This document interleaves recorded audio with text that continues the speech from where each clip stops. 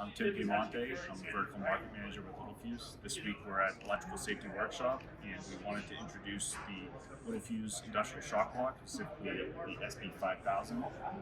We wanted to talk about the ground monitoring interruption feature. Before we enable the ground monitoring interruption feature and show off its benefits, we wanted to simulate a typical GFCI application. So we'll have this disabled.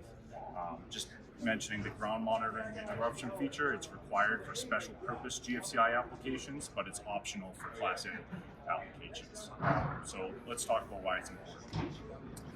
So in this scenario, we're showing a severed equipment ground conductor on this flexible cable. That severed ground conductor could happen at the appliance itself. It could be an improper installation.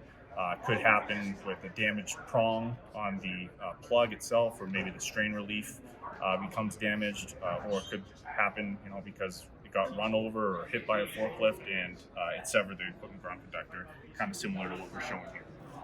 In any case, damaged ground conductor doesn't affect the operation of the load.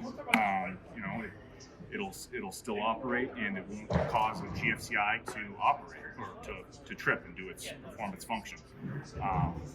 Even when a ground fault occurs, either on the equipment ground conductor, at the equipment frame, or somewhere in between, that's not going to do anything to pick up the GFCI and cause it to trip, because this return path, this low impedance return path, is severed. There's no way for ground fault current to return back to its source and trip the device offline. That is, until something completes an alternative or an alternate ground fault path, and that could be through an unsuspecting person.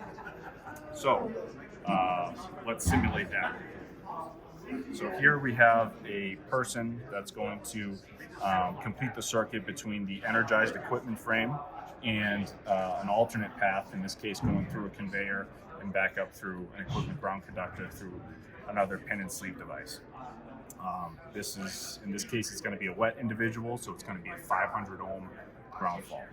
And one thing to watch for is we have a little leakage current meter here to show the ground fault current rising, and you'll see that it eventually stops really quickly because the GFCI will sense that and trip it offline. So here we go. All right, so that was incredibly fast, and this guy's life was just saved because of the fast and reliable operation of the GFCI.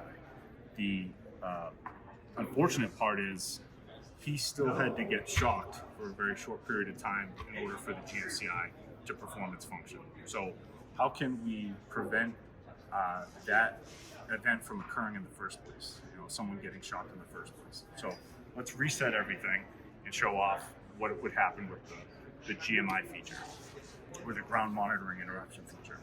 So I just took away the ground fault. We'll shut the motor off for the time being, and we will enable the GMI feature. Now, you'll notice that the ground fault trip is still illuminated, and actually the shock block just sensed that the GMI, or that the ground conductor, is damaged.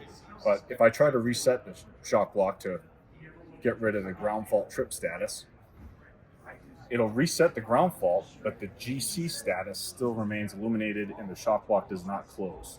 And the reason why is because it's still sensing, hey, you got a broken equipment ground conductor.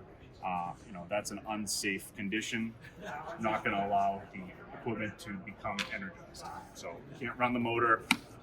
There's no power flowing to the appliance. So that's kind of a proactive way to prevent shocks from occurring in the first place.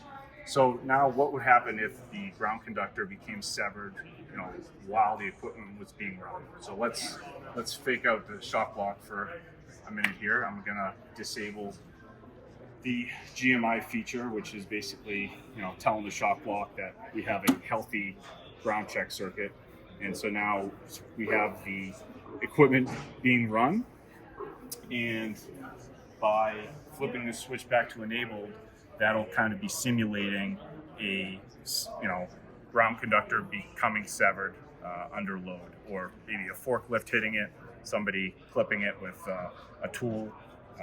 So this will be all I have to do is hit enable, and you'll see that the shock block trips it offline immediately.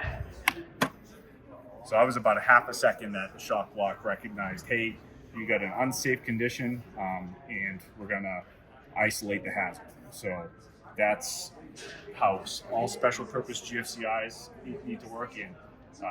Because this GMI feature is enabled on all of our shock block products, you can implement it with Class A device protection as well. So that's safety by design, and that's one way you can advance your company's safety culture.